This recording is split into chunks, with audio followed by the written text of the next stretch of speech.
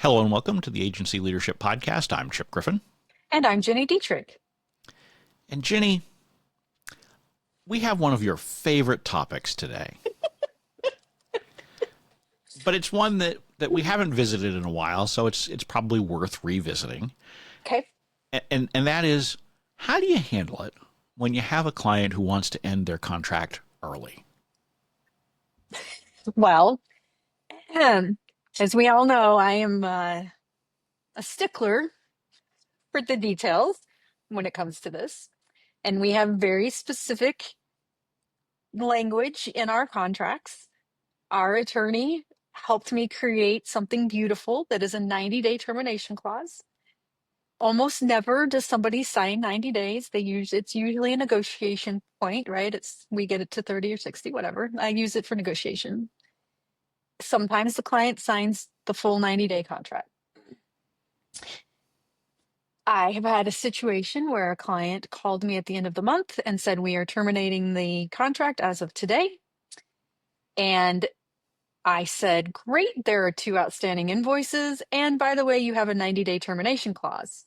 And they came back and said, and I said, but if you'll pay the outstanding invoices by the 15th of the month, then I will happily waive the 90-day termination clause because I know it's cash flow and I know you're having a tough time right now. They came back and said no, that I'm not being a good partner. So to clarify, they don't want to pay for services already rendered. Correct. That seems unreasonable under any circumstances. I agree. So I think that from my observations of having had these conversations with you now for, 7 or 8 years now on this show, you're being particularly reasonable. Especially for me. Yes, that's what I'm saying. You yes. Personally are being particularly reasonable. Because usually you are much more hardcore than I am. Yes. On these things. I think that's fair to say. It is. But what you've described is something that I would typically offer to a client. Settle your debts, and we can just part ways amicably. Yes. And you are also, I think, the only agency owner I know of who has ever sued a client. I'm sure there are others out there, but I don't know them personally. The principal. Yeah, yes. we know that you thrive on making the point. I do. So you are clearly going soft. I'm getting older. I'm getting older, and I understand that this is not worth pursuing. I would like our past 2 invoices to be paid, and I will happily waive the 90-day clause. If, however, you don't pay us by the middle of the month, then I'm not waiving the clause. On the contract you signed. Right. So let's extrapolate, or not extrapolate. Let's step back and look at this at a higher level rather than your particular individual case. We can use that as an example. Sure. But I think that there are a few key points that come out of this that could help other owners. And I think the first one is the way that you are using the contract as a tool to get leverage, to get a solution that you're happy with. Right. It's not that you're abiding by the contract right down to the last crossed T and the last dotted I. You are willing to make concessions. Right. But by having a strong contract, it gives you the leverage in that negotiation to be able to trade something, the unpaid invoices, for the lengthy notification period. Or not lengthy, but the 90-day notification period. Right. Yeah, I think that's right. And I think having that leverage helps. And you have to find ways to be able to have that leverage. Like, web firms won't deliver a website until you've paid their last invoice. Same thing. Like, what are some things, if a client's not going to give you any notice, and they did not give us any notice, they called us on the last day of the month. If they're not going to give you any notice, then what is your leverage to be able to get the invoices paid in a timely manner? And, if they're saying, well, we can't pay for 60 or 90 days, or they're saying we're not going to pay at all, there's things that you need to have. So I think your point about having a contract that has that language in it that they have signed and agreed to gives you some of that leverage. Withholding work product gives you some leverage. So there are some things that you can do, but you have to have that all set up. You always talk about sort of the prenup. What happens if you get divorced from a client, right? What are the things that are going to protect you in that situation? Yeah, and I think if you look at a contract as a tool rather than a rigid roadmap, I think that's the most helpful way to think of legal agreements, at least in the agency client context. There are obviously other places where it is that rigid roadmap, and Sure. and you're not going to do anything about it. I mean, you try having a negotiation with, I don't know, your car lender. It's probably not going to happen. They're probably just going Probably to sit not. there and No. say, you signed Good the luck. 27-page agreement, Right. pay up. Yes. So but in an agency client relationship, the contract is that tool to help resolve the challenge in some sort of a reasonable way. And I do think that it is particularly unreasonable when clients call at the end of a time period and say, we're ending immediately. I mean, that's just, regardless of what your contract says, that's just, it's bad behavior. Yep. And I don't appreciate seeing it, and it tells me a lot about either the individual or the organization, or sometimes both. Yep. And so certainly not something you ever want to see. Having a contract can help you find a resolution to that. Although I will say at the same time, when you have people who engage in that kind of behavior, it sometimes ends up being a lost cause, candidly. Yeah. Because if someone is willing to do that, then they may have no issue at all just leaving invoices unpaid. And then your only recourse is to sue, which you can do. Sure. You've proved that. Yes. And yet, most of the time, it will cost you more time and money than you actually recover. Yeah, for sure. Yes. I have learned, I have grown, and sometimes there are situations where I'm okay spending the money to prove my point. Yeah. Well, and sometimes, and there are other options. You can sometimes turn these over to collections groups who will take a percentage of whatever they are able to recover. That, and they just turn into the obnoxious collections agent and just keep Yep. calling. That's not something I've ever pursued, but I know some owners who have gone down that route with mixed success. So, there are things that you can do, but generally speaking, your best bet, in my experience, is to try to work something out in as friendly a way as possible. Yeah. Yeah. But it's also a good reminder to stay on top of your accounts receivable. In your case, 2 months is not terrible. There are plenty of cases where I've worked with agencies who have much larger debts owed to them by clients. Yeah. And what I always tell folks is, whatever you have for outstanding invoices, you have to assume you'll never get paid, because there's just, particularly once they cancel, now you've got no leverage left, right? Because what are you going to, the only thing you have at that point is a lawsuit. Yep. That's not particularly helpful. Right. Now, I have seen a lot of suggestions in places like, candidly, the Spin Sucks community, where people have suggested some creative, Very creative. but I think very imprudent Correct. ideas Yes. for how you deal with deadbeat clients. Yes. For example, I think one suggestion I saw, I forget whether this was Spin Sucks or somewhere else, was basically taking out a billboard in a community attacking a company for not paying. Others have suggested putting them on blast and just posting all over social media, like you see people do when they're upset about some treatment by the airline or something like that. Yes. These are bad ideas, folks. They're bad ideas. Actually, I just saw somebody put a company on blast on social media because they weren't paying their bills, and I was like, well, that's one approach. I mean, the thing is, you have to look at this through the lens of the recipient. I mean, you're escalating dramatically with them once you go public with something like that. And so now, you think you're putting pressure on them, but the exact opposite may be true. You may be stiffening their spine to say, I didn't like working with these people anyway, and if they're going to behave like this, because keep in mind, we sit there and we look at a client who is canceling with little or no notice, not paying bills. We look at them as the bad guy. But oftentimes, if you talk to them, that's not how they see it. Sure. And so they may think in their mind, well, geez, this agency didn't live up to their promises. They didn't do what they could, or they don't understand and appreciate our financial troubles that, and we don't have it. We can't pay it. It is what it is.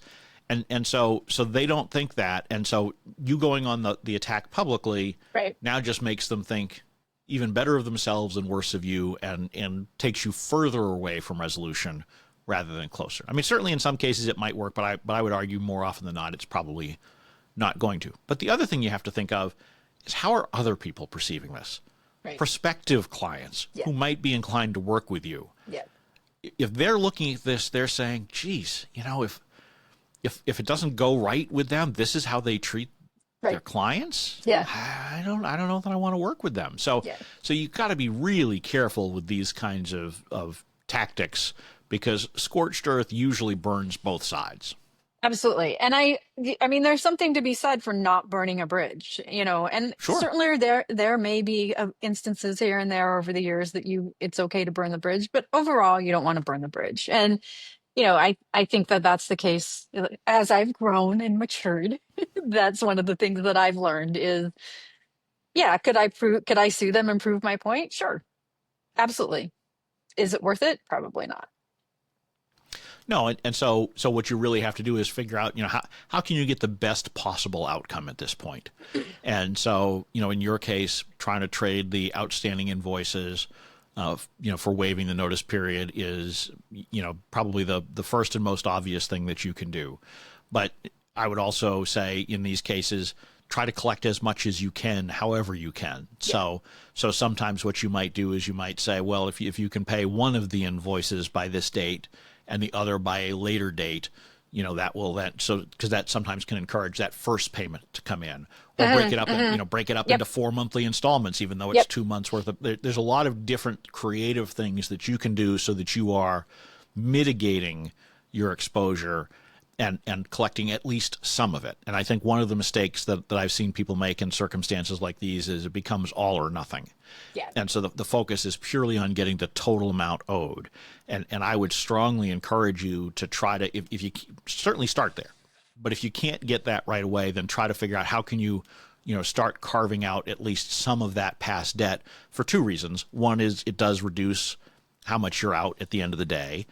But the second is it starts to build the expectation in the client that they will continue to pay up. Right. And so getting that first payment across often will help you get to the later ones. Maybe not to all of them, but at least to subsequent ones. And so, you want to think creatively about this and not cut off your nose to spite your face because you wanted it all. Yeah. And I would say to that end too, that many of us have interest clauses in our contracts. I never hold clients to that either. Like if I can split it up into 4 payments or 5 payments, whatever it happens to be, and not charge interest for them being late, but I get the money eventually, I'm fine with that. Yeah, I mean, to me, the interest clause is really just another lever for you to use. I certainly know agencies who do charge the interest. In some cases, I know them that they'll start it like on day one of being late. That's not my approach to it. I think that you can lead to clients feeling like they're being nickeled and dimed for things like that. Yeah. But the other thing, frankly, is that there is a fair bit of research out there that suggests that things like interest and late fees and all of that actually encourages late payment.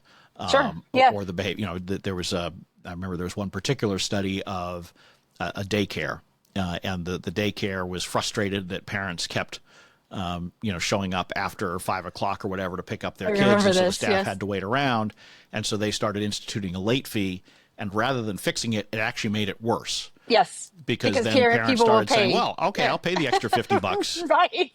So that I don't have to show up until like 7." Yeah, and so so sometimes those kinds of penalties actually serve as permission to engage in bad behavior. So something to keep in mind when you're using things like that is that you may not have the expected consequence of things like that. So you want to think those things through, but I encourage you to have the interest fee provision in there because it is something that you can say, well, if you get this paid in 10 days, then we'll waive it or something like that. And so you always want to try to appear, even with the most difficult client, it is in your best interest, no pun intended, to appear to be as accommodating and as helpful as possible, because your goal, when you think about it, is to extract yourself from this relationship with as little damage to your business as possible.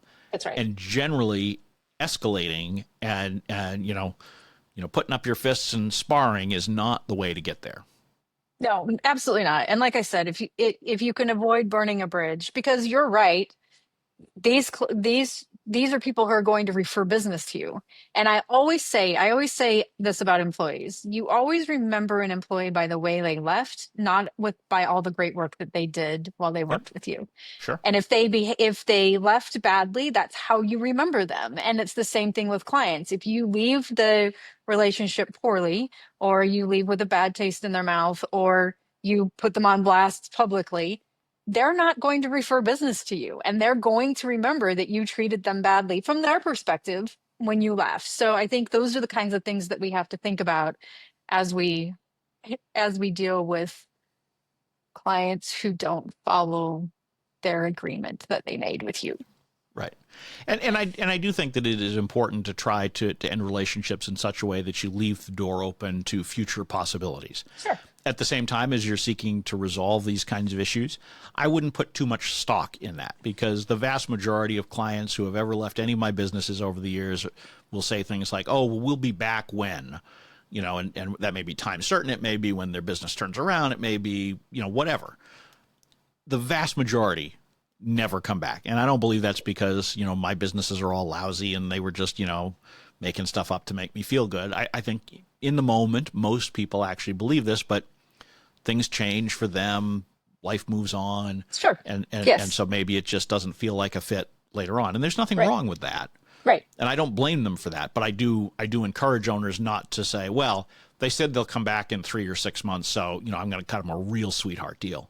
You want to be careful about that. No. Make a decision that assumes that you would still be okay with it if they never come back. I mean, I always think that most business decisions, if you look at them through the worst case possibility, you'll make better decisions.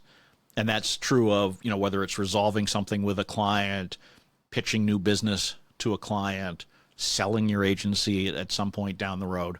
Always assume that you only get the bare minimum out of it. Yeah. And ask yourself if you're okay with the bare minimum. If you're only happy with it because there's some icing on the cake that you think is coming later, then you probably shouldn't go down that path. No, totally agree with you. It's, counting your chickens before they're hatched. Don't do that. Don't ever, ever do that. Nope. Don't kill the chicken and eat it. Sorry, on that Peter. note. I think probably on that note, before we go farther off the rails, we will draw this episode of the Agency Leadership Podcast to a close. I'm Chip Griffin. I'm Jenny Dietrich. And it depends.